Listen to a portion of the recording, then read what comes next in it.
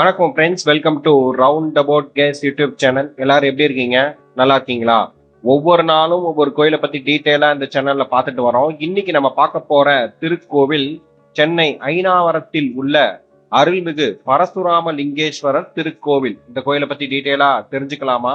இக்கோவில் கிழக்கு நோக்கி அமைந்துள்ளது. மேலும் இதில் 5 அடுக்கு ராஜகோபுரம் உள்ளது. கோவில் குளம் சாலையின் மறுபுறத்தில் உள்ளது. அது சுத்தமாகவும் நேர்த்தியாகவும் பராமரிக்கப்படுகிறது. குளம் தரை மட்டத்தில் இருந்து சுமார் 6 அடி கீழே உள்ளது. 5 அடுக்கு ராஜகோபுரம் கிழக்கு திசையில் அமைந்துள்ளது. ராஜகோபுரத்திற்கு பிறகு கொடிமரம், பலிபீடம் ஆகியவை உள்ளன. பிறகு மகா மண்டபத்தின் கிழக்கு பக்க நுழைவாயிலில் இருபுறமும் மகா கணபதி மற்றும் ஸ்ரீ வள்ளி தேவசேனா சுப்பிரமணியர் சன்னதிகள் அமைந்துள்ளன.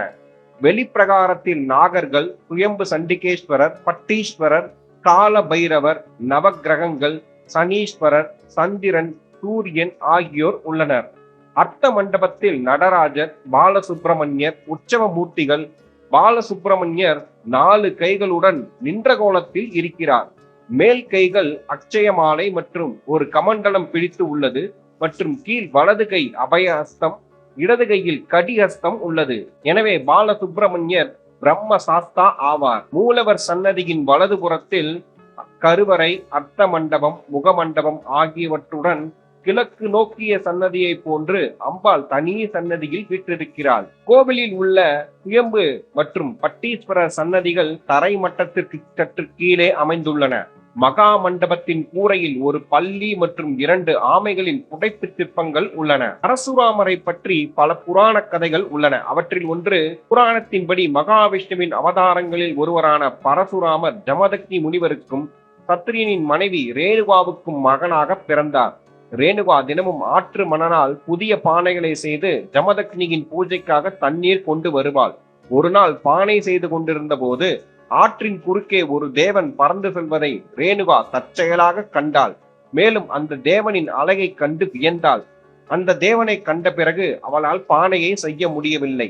ஜமதக்னி தன் மகன் பரசுராமனிடம் அவனது தாயை கொல்லும்படி கட்டளையிட்டார். தன் தாயை கொல்வதற்கு முன் பரசுராமர் தன் தந்தை ஜமதக்னியிடம் அவளை கொன்ற பிறகு அவளுக்கு மீண்டும் உயிர் கொடுக்க வேண்டும் என்ற வரத்தை பெற்றார். தன் தாயை கொன்றதால் ஏற்பட்ட பாவத்தின் காரணமாக பரசுராமர் ஒரு சிவலிங்கத்தை உருவாக்கி சிவபெருமானை வழிபட்டார்.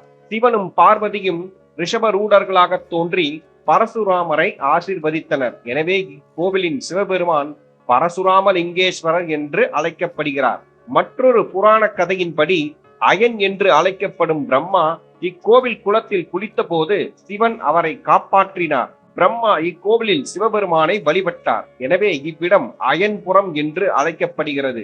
இந்த பெயரே மருவி தற்போது அயனாவரம் என்று மாறியுள்ளது. இருப்பினும் பிற்கால கல்வெட்டுக்கள் இந்த இடத்தை அயன்புரம் என்றே குறிப்பிடுகின்றன. பருவகாலத்தை பொறுத்து சிவலிங்கம் தன் நிறத்தை மாற்றிக்கொள்வதாக நம்பப்படுகிறது.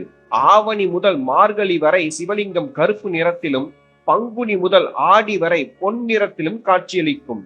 இக்கோவில் ஐனாவரம் பஸ் ஸ்டாண்டில் இருந்து 1 கிலோமீட்டர் தொலைவில் அமைந்துள்ளது. இக்கோவில் திறந்திருக்கும் நேரம் காலை 6 மணி முதல் 12 மணி வரை, மாலை 4 மணி முதல் இரவு 8 மணி வரை திறந்திருக்கும். அருகில் உள்ள ரயில் நிலையம் பெரம்பூர், அருகில் உள்ள விமான நிலையம் சென்னை மீனம்பாக்கம். மீண்டும் ஒரு நல்ல பதிவில் உங்களை சந்திக்கிறேன். இந்த வீடியோ உங்களுக்கு பிடித்திருந்தால் லைக், ஷேர், சப்ஸ்கிரைப், கமெண்ட் செக்ஷனில் கமெண்ட் செய்யவும். நன்றி, வணக்கம்.